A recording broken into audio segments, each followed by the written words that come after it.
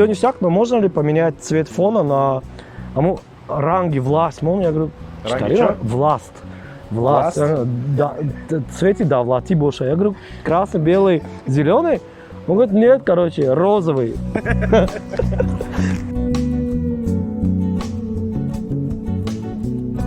Салом, Раис, еще раз. Привет, Раис. Всем Раисам привет, все Раисы помнят нас. Да. Мы с тобой до записи сидели, обсуждали Мгм. и выяснили, что мы с тобой, оказывается, уже 20 лет как знакомы. Да.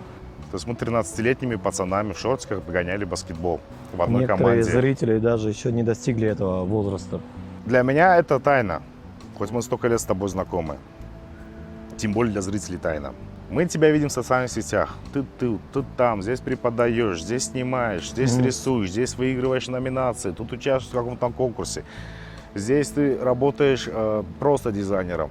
Так вот, главный вопрос. Себя можешь охарактеризовать буквально одним словом? Кто ты? Наверное, человек из креативной индустрии, то есть куда входит и дизайн, арт, реклама, маркетинг, видеомейкинг, сторителлинг и немножко менторство, наверное. А 10 лет назад ты Да. мог бы здесь такое слово сказать, креатив, и чтобы тебя все поняли? Но Не наш круг.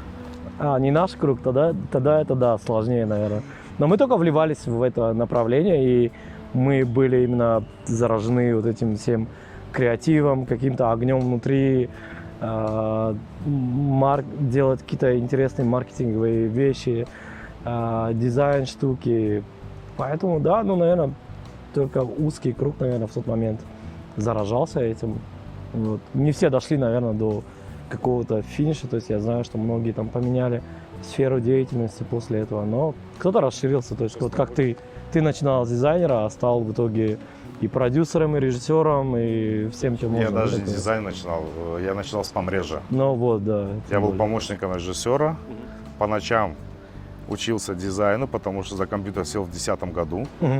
Только, я же говорю, вот тебе рассказывал, я 3 месяца не выходил в интернет, потому что не знал, как это делать. Да, и чем ты в Какую свободное кнопку время тогда занимался?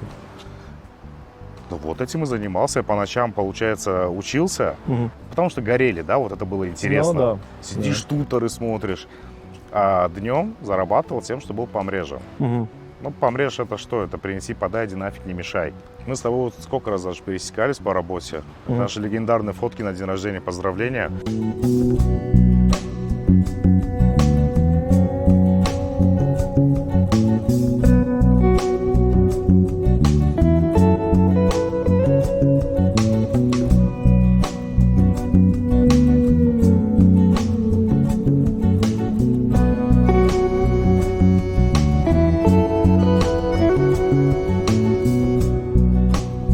Такие моменты, когда мы с ним вдвоем лежали на газоне, ногами вот так махали. Да, мы показывали пару парня и девушку, причем я не знаю, кто из нас девушку играл, парня. Вот, да, но мы очень показывали так, что модели говорили, может, вы сами, короче, останетесь на кадре и будете рекламировать То есть, как бы, да, это тариф, либо что-то. Да, ну, Искандар очень там веселил всех, я там дальше что-то под бренд подгонял. Вот. Ну, интересные времена были, когда стоки там еще не так яро использовались. Мы когда туда все рисовали. диджитал был не настолько... Ну все, мы сейчас того превратили в старых пердунов, которые Да, говорят, которые раньше, вот в наше время... в наше там, время трава Да, была зеленее, да. вода водянистее. Ну, была зеленее, потому что мы подгоняли под именно понтон какой-то определенный. Ну, вот здесь без рекламы. В наше время еще было понимание сделать красиво. Раис приходит и говорит, ты сделай красиво. Да. Или У меня я кнопка джик, пеш я мардак будет, я кнопка меджик, да, тамом. У меня была ситуация, когда Раис магазина приходит. Я в то время работал только в какой-то мини-полиграфии, где делали баннеры там для самбуса, хунашек и так далее. И он просто для своего магазина, он говорит, все ништяк, но можно ли поменять цвет фона на ранги, власть? Можно? Я говорю, Ранги что? Власть. Власть? Да, цвете, да, власти больше. Я говорю, красный, белый, зеленый. Он говорит, нет, короче, розовый, потому что вот эти все здания государственные, короче, перекрашивали в розовый, и мне приходилось как бы ставить. Вот когда, те времена, когда около дизайнера сидел вот клиент и вот прям указывал, что это было самое как бы такое трэшовое время. Но Сейчас ты такое бывает? набиваешь руку. Сейчас нет, сейчас все через переписки, какие-то пожелания, но бывает, конечно, интересные там комментарии, но стараешься как-то это все сглаживать. Бывает комментарий ради комментария. Да. Ну, Это чтобы больная показать, тема. что ты работаешь, да, наверное. Вот, в принципе, я довольно-таки пуленепробиваем к правкам. То есть, ну, я немножко холоден в этом плане. То есть, я могу дальше, например, наценку увеличить от количества правок. И в этом плане я, Но ты наверное, же не спокоен. конфликтный.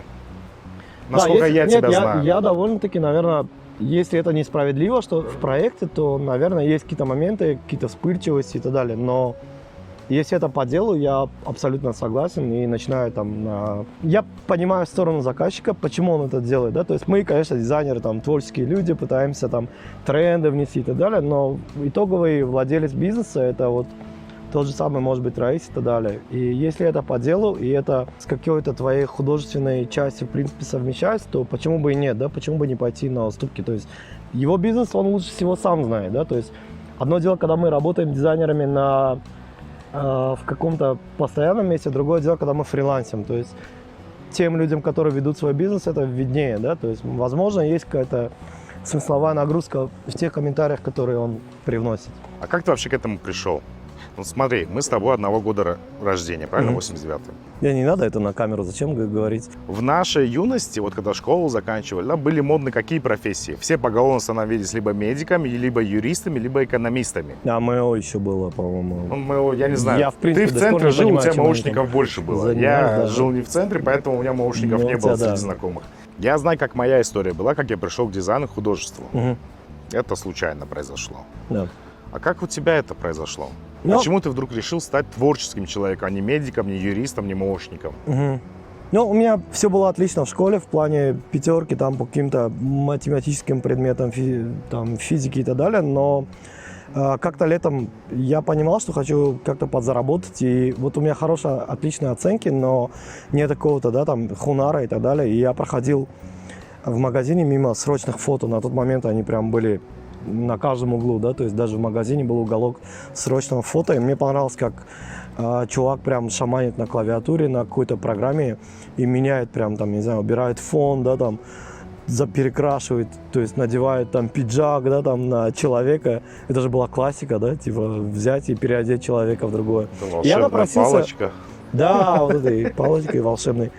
Вот, я напросился в Шогирды в тот момент на одно лето. Обучился немножко фотошопу.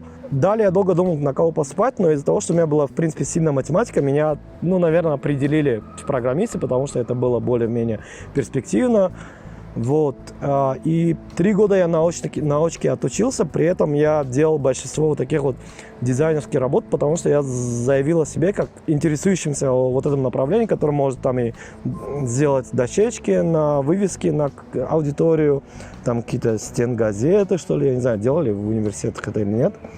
Вот. И в итоге понял, что все-таки у меня больше лежит сердце именно к дизайну, к рекламе.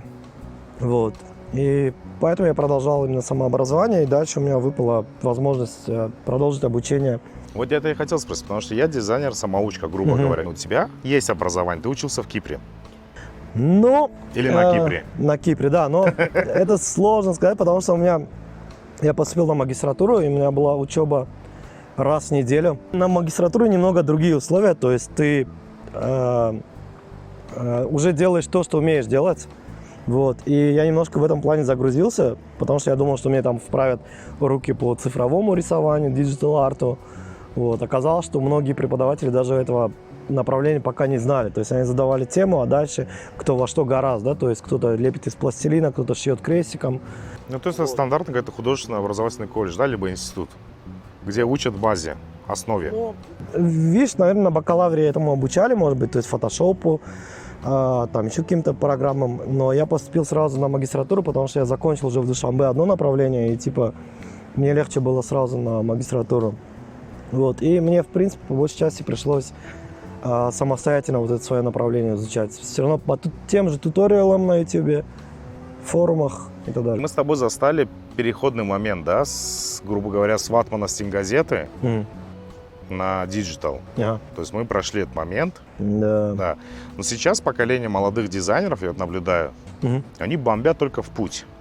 ничего не боятся. Им. Да. Это мы каждую нашу работу, прежде чем выложить, мы думаем, мы не дотягиваем до тех учителей, которые нас учили. Так как мы не можем выложить? Когда ты вернулся с Кипра, вот наверняка вернулся таким воодушевленным, весь вдохновение, дизайнер, и ты пришел, вернулся обратно, и с тобой рядом садится Раис и говорит, цвет власт мне сделай. Власт, да. У тебя настроение не упало в тот момент? Не, это было, кстати, до моей поездки, а после уже были какие-то интересные... Ну и сейчас такие есть люди, которые такое сейчас говорят. до сих пор, да, есть. Они просто как-то завуалированно больше говорят такие правки, но в целом, да, есть какие-то вещи. Ты стараешься, наверное, включать осознанность, где-то обучать человека. То есть, если не мы будем их повышать уровень образования в этом направлении, то кто? Какой самый безумный был? Самый, наверное, вот такой вот в плане безумия заказ, о котором я хотел как раз сегодня рассказать. Была международка, для которой нужны были сделать брошюрки по теме воды, там какие-то там научная публикация.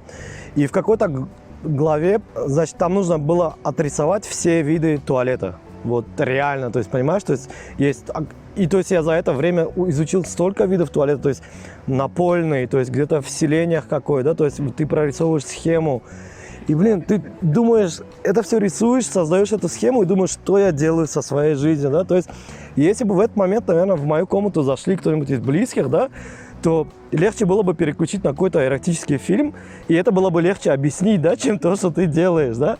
Но разные заказы бывают, да, то есть поэтому зависит от твоих, наверное, принципов, то есть почему бы и нет. Теперь знаешь систему всех туалетов. Да, в принципе, да, оказывается, сколько как бывает вариаций. Да. Можешь, так сказать, щегольнуть знанием. В этом направлении такой эксперт, да, по всем. То есть, да, видите, бывают разные заказы. Не всегда это все бывает очень смачно и интересно. А бывало такое, что ты делаешь, Ага. потом говоришь, я это сделал, только не говорите, что это я делал. Вот, часто бывает, да, то есть был момент, когда я уже работал в крупной компании, и там нужно было сделать вроде бы просто визитку, вот, но там сам директор захотел, чтобы визитка не была вот просто какой-то тратой денег. Он включил туда рекламу QR на скачивание приложения, вот в визитку 6/9, да, включил туда подарочные баллы, то есть тем, кто получает эту визитку, да, то есть получается целая настолка такая, знаешь, Джуманджи какая-то. И ты думаешь, вот, там уже живого места нету, да, то есть маленькая визитка, на которой целая там схема, карта. И ты просто, соглашаешься с этим, потому что ты в сайте работаешь и говоришь, окей, вот я это сделал, он доволен, но просто не говорите, что это моя работа и все. Тебе 33. Ага. Мы просто немножко пообщались до начала съемок, и мы выяснили то, что у Фаруха сейчас возраст, когда Юрий Гагарин полетел в космос. Блин. Угу. Иисус осознал, что он сын Божий в этот возраст, а Фарух увлекся кей-попом. Из-под тяжка, да, такой удар, блин. То есть в 33 года ты затащился по корейским подросткам. Я понимаю тебя, я люблю Корею, еду. Обожаю просто. Корейская еда – бомба. Ага. Как закуска вообще ништяк. Да. Я не про корейский вот эту морковку говорю, да, а реальную базар, корейскую, да, вот вот это сумасшедшая еда у них. Но кей-поп? В 33 года, да? В 33 года? Дядьке, да, который кризис среднего возраста. Я объясню. Из-за того, что мы работаем вот в этой индустрии, где ты должен быть всегда в теме, да, ты должен, мне кажется, быть открытым к каким-то новым трендам и ловить вот эти новые волны, которые охлестывают разные поколения. Вот. И я работаю в довольно-таки молодом коллективе, там много очень фанатов кей-попа и так далее, которые меня вот на эту волну тоже начали подтягивать. Вот. И плюс я посмотрел лекцию Владислава Деревяных. То есть это... Деревянных. Да, Деревянных. Дизайн-директор самого награждаемого агентства «Восход». «Восход», да. Да, который пытался тоже внедриться во вкусы своей дочери, которая на тот момент слушала BTS и так далее. Мне кажется, мы должны давать шансы любым направлениям и понять, почему вот это направление нравится в данный момент людям. Я с тобой максимально согласен. Да. Мы должны быть в тренде. Ага. То есть даже если тебе это не нравится, ты должен знать, что сейчас происходит. Да. Это наша работа, быть в тренде. Мы креативщики, контент-мейкеры, да? Но одно дело знать, другое дело любить. Я бы не сказал, что я прямо люблю там Ты ж настолько. топил за него, ты говорил, Ну, я кей-поп. Смотри, во-первых, я не слушаю, например, типа BTS, и так далее, но слушаю других там ребят, которые Кто? тоже типа накрашенные, очень молоденькие такие. Вот, но у них очень интересная видеография, то есть то, что они делают там, мне кажется, это придет по-любому в наши страны, в Центральной Азии. То есть там такие переходы, такой цветкор, такие локации воссоздают, которые, мне кажется, в ближайшее будущее это все перекочует к нам. Поэтому нельзя от этого отворачиваться, понимаешь? Нельзя брюзжать от этого, потому что ты там вырос на, не знаю, Децли, Легалайзе, там, я не знаю, Металлике и так далее. Я тоже как бы больше, там, Metalhead, да, там больше, там, я не знаю, по каким-то Limp Bizkit, Linkin Park и так далее. Но я открыт каким-то новым веянием. И да, и у меня тоже было такое вот стереотипное мышление, что как вы вообще их отличаете, да, одного солиста от другого, их там еще 9 человек, как бы.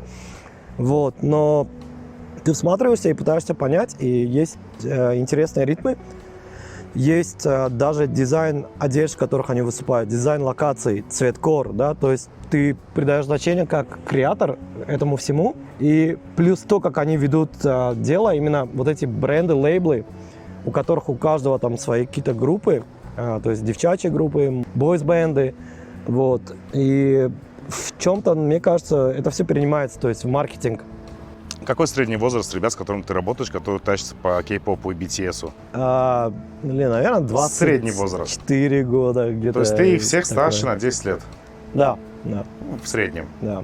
Но я получаю кредит доверия, когда я знаю какие-то с ними одни и те же там жесты, там, знаешь, типа вот эти всякие сердечки, саранхульки. Ну, это очень... Какие сердечки? Саранхульки, что-то такое. Саранчо? Ну, это такое... Саранхульки? Да. Вот, но я не смотрю, пока не начал смотреть дорамы, турецкие сериалы.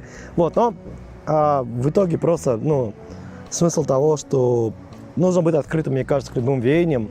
Ты довольно-таки скрытный человек в социальных сетях. Мгм. Ты фильтруешь свой контент очень сильно. Да. У тебя контент в Фейсбуке один, в Инсте Инстаграме, другой. да. Еще есть близкие друзья в Инстаграме, которые вообще третий, где там весь... ты открыт такой более для всех. чего? Нельзя какие-то смелые вещи, какие-то вещи, которые ты в обыденной жизни делаешь. Да, есть такое, наверное... Подожди, я хочу спросить. А, Это намеренно ты так делаешь, что ты не участвуешь ни в каких срачах, да. ни в каких группах ты не ругаешься, ни с кем отношения не выясняешь. Мгм. У тебя аккаунт, по Фейсбуку сужу, Пацифистский такой, да? сын маминой подруги. Мгм. Вот на кого надо равняться детям. Это ты специально делаешь? Мгм. Такой образ романтичного молодого дизайнера Мгм. с кризисом среднего возраста, у которого есть дикая тайна. Спорить с кем-то я не вижу смысла, то есть говорить о политике можно вечно, да, и я не хочу участвовать, тратить время на вот эти длинные, целые простыни вот этих комментариев, с кем-то объяснять какую-то свою тему, за что-то топить. Я больше там выставляю рабочие моменты, какие-то крупные. Не знаю, в наше время Facebook, когда появился, то есть там сидели достигаторы, да, наверное, где принято было делиться какими-то достижениями всегда, да, там какими-то поездками, я не знаю, успешными успехами и так далее. Сейчас, во-первых, очень мало реакций на Фейсбуке, поэтому, наверное, он просто немножко забросился, что ли, после ковида, тем более, да, то есть вот таких негативных новостей, когда ты открываешь ленту, и там один негатив. Инстаграм более комфортный, вот. При этом, ты ведешь Инстаграм в единой стилистике, то есть в данном случае, опять-таки, идет про работы больше. Хочется, конечно, часто подурачиться, для этого у меня есть, типа, близкие друзья, там, ты, по-моему, тоже в них есть, нет? А почему ты не дурачишься? Я дурачусь, я выставляю всякие там такие кринжовые моменты, какие-то свои мысли и так далее. Вот. Но в целом, наверное, я больше поддерживаю все соцсети для какого-то, не знаю, я не хочу какой-то выставлять абсурд туда, да, там какие-то спорные моменты, да, то есть я понимаю, что мы все в соцсетях какие-то нетрушные, да, люди, то есть никто не видит, где ты там, я не знаю, с своими тараканами борешься, да, там свои депрессники высказываешь. Не, почему? Есть такие люди, которые только этим и занимаются. Может быть, да. Которые может быть, выставляют на показ своих тараканов и свои депрессии. Для них они ждут какой-то, может быть, поддержки в комментариях и так далее, да. То есть для них это так работает. У меня больше такое, я сам в себе это все перевариваю и, наверное, как-то, да. У меня были мысли о том, чтобы открыть, например, второй аккаунт, где я там выставлял бы может быть, какие-то фотки там, да, может быть, какие-то прикольные моменты, да, делать эксперименты с рилсами и так далее. Ты стеснительный? У меня есть такое, у меня есть немножко зависимость, наверное, перед тем, что подумают люди, там, вот То такое. есть ты типа. самоедством занимаешься?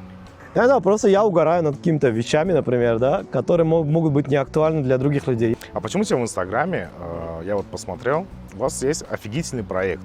Да, Грей. Грей, да. В Инстаграме его практически нет. В смысле, он именно в У тебя в Инстаграме. Инстаграме нету его? В моем Инстаграме? Я веду, ну, то есть я всегда там репощу какие-то в сторизы пилю моменты. Ты же знаешь, что сторис живет съемок. недолго.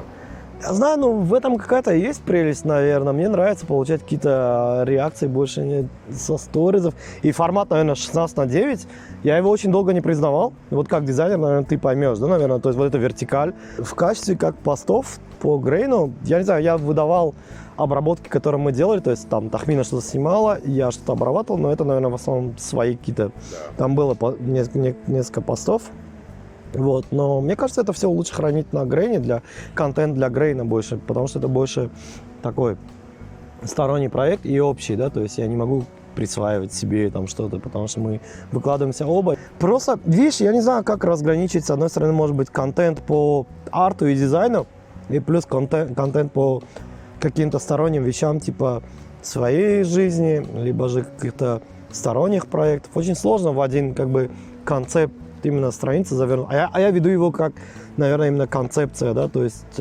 например, диджитальщика, диджитал-художника, дизайнера. Сложно эти все сферы зацепить в одно. Хотя мне хочется иногда. А может, ты просто к себе очень критично относишься? Но есть такое, я согласен. То есть я не понимаю людей, которые могут прям выкладывать все подряд, типа, знаешь, там, они там сделали новую прическу, я сегодня хорошо выгляжу, знаешь, там, типа, ну, типа, в сторис, ладно, да, но если когда это уходит в пост, как-то, не знаю, то есть, я за качественный контент, наверное, за то, чтобы не надоедать и как-то доносить все по факту, наверное, то есть, должна быть, наверное, какая-то польза в этом всем. Вот. Но я, наверное, может быть, так отношусь критично. Я подписан на художников, как бы, понимаешь, зарубежных, и там вообще другой контент пилится, да, то есть это арты, какие-то работа в процессе, какие-то вот именно по одному направлению. И мне это нравится, да, вот, то есть у нас были много споров, например, с Тахминой по Грейну, когда, например, мы долго молчим, например, из-за каких-то пробелов, да, либо перерывов, и мы оба понимаем, что мы немножко провисаем по активу, но чем что-то, наверное, пилить такое просто ради фана, не совсем качественное, мы, наверное, выждем и сделаем хорошее. Неважно, это будет через 2 недели или через месяц. У тебя такое ощущение, что мы когда росли, от нас требовали завышенные цели. То есть ты не мастер, Да. и ты сам себе ставишь вот эти барьеры. Ты не можешь себя назвать крутым. Я не могу себя назвать художником. No. Я не могу назвать себя дизайнером, да? Я тоже. Ну, художником точно, Это да. наше восприятие. Для Да. кого-то мы мастеры, батька. Мгм. Но мы-то сами себя считаем, ну, Да, ну видишь, современное поколение, оно более подхвачено на какую-то универсальность, да, то есть они прям могут изучить и видеомейкинг, и фото, и дизайн. В наше время было такое предпочтение к одной, да, стезе какой-то. Сейчас, и это хорошая черта молодежи именно нашей, в том, что ты можешь там по-быстрому научиться нескольким софтам и быть таким универсальным солдатом. Ты не будешь это, может быть, делать до идеала какого-то, да, прям экспертного, но ты можешь какие-то закрывать задачи. И это ценится в эпоху диджитала больше, нежели вот то, что мы делали. у них и инструментов больше. У них больше инструментов, у них больше... Эти PS5, это ж с ума сойти. Мы опять ушли, да, в ветеранские разговоры, да. Но, наверное, в защиту нашего поколения и предыдущего, я, наверное, бы сказал, что у нас есть какая-то больше усидчивость на месте, что ли. То есть, мне кажется, очень много ребят, которые шарят за все темы очень хорошо. Вот, при этом они не могут, например, на работе, да, там, усидеть там, по полгода, по году, да, там, на одной и той же работе. То есть они там, им становится скучно, они меняют. Я тебе еще больше скажу. Ты не замечаешь, что эти молодые ребята, они все в комьюнити. Мгм. Они вместе творят. Наше поколение дизайнеров, согласись, ну, наверное, тебе тоже бывает необходимо единочество. Ну, да, в принципе. Необходимое одиночество, что ты сам сел, сам работал, никто тебя не трогает, Да, ты весь в себе. да. По-любому, да, творческие люди, в принципе, загнаны под эту тему. Если бы мы все работали в одном коллективе, это было... Но это каждый от всех зависит, да. Но, видишь, я немножко стал открыт после Грейна, потому что здесь мы подвязаны оба, причем большая часть даже подвязана Грейн Тахмина. один. Для меня, получается, видишь, вот это вот первый эксперимент коллаборации. Наш первый эксперимент был 180 градусов. Ну это да, кстати, тоже да. То есть, когда люди, которые чем-то горят и объединяются, я думаю, это тоже очень классно, потому что что-то выходит новое, продукт, которого вкладывают силы не один человек, а несколько, да, то это всегда интересно. То есть Чем закончил на 180 градусов. мы пошли по самостоятельным путям, то есть я всегда готов, например, помочь, потому что я делаю идентику для этого проекта, и там очень профессиональные люди работают. Я считаю, что с Грейном пройдет то же самое. На 180 градусов я был больше оформителем и дизайнером, да, то есть это вот полностью часть больше визуализации. На Грейне здесь я, могу и лампу подержать, и я общаюсь с героями, я интервьюирую их, то есть я открываю для себя новые широты, которыми я не занимался, и потому что у нас только 2 человека, и мы очень подвязаны между собой в этом плане и делегируем кучу вещей, да, помимо, то есть дизайна, да, и иллюстраций, которыми я вот занимался на 180 градусов, да. Хороший опыт, мне до сих пор нравится эта идентика, и я в хороших отношениях со всеми, кто участвует, и слежу за новинками. Ты амбициозный?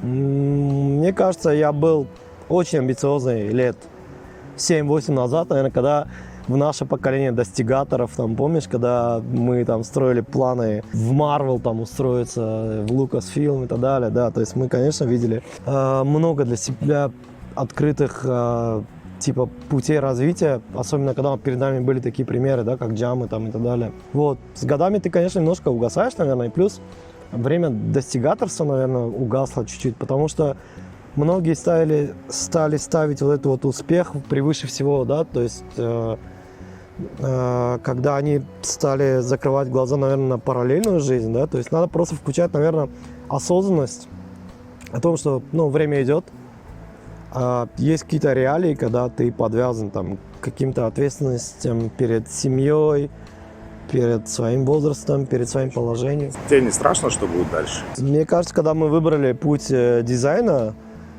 ты всегда засыпаешь с опаской, а завтра, буду ли я актуален завтра, потому что всегда есть новый софт, который тебе нужно изучать, всегда есть новые тренды, да, то есть, окей, если бы, возможно, мы выбрали какой-нибудь путь бухгалтеров, да, может быть, юристов, где законы, может быть, я не в обиду вообще, офисным работникам, да, где законы, может быть, редко меняются.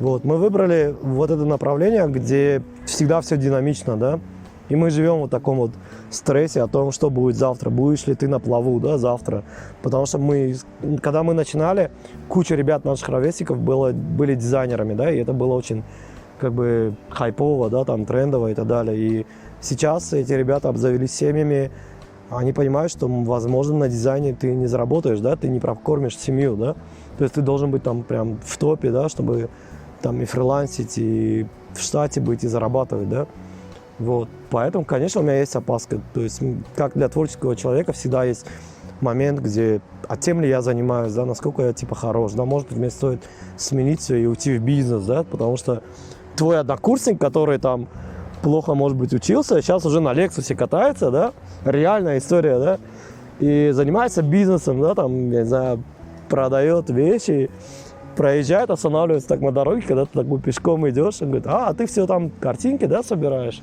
тебе надо повзрослеть, там, такого. Где ты будешь, кто ты будешь через год?